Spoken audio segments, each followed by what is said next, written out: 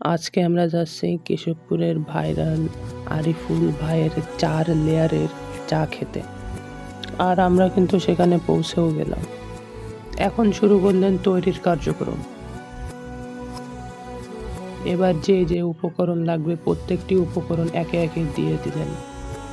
এবার মিশ্রণের কাজ শুরু। আমি আবার তার পাশে গিয়ে দাঁড়ালাম একটি ছবি তোলার জন্য। এবার লেয়ার তৈরির পালা। দোকানের অ্যাড্রেসটি জেনে নিন। এটা স্পেশাল চা দেখেন, আপনি যত চা খাবেন না কেন চা কিন্তু মিলবে না। দেখেন এই চা দেখেন, প্রতিটা কালার কিন্তু স্বাদ থাকে, দেখেছেন?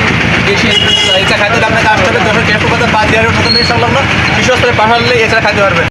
তারপর দুইজনে দুইটা রুটি নিলাম। এরপর চা দিয়ে গেলেন আমাদের সামনে। এরপর চায়ের কাপটি হাতে নিয়ে দেখলাম। এরপর বাড়ির উদ্দেশ্যে রওনা হলাম।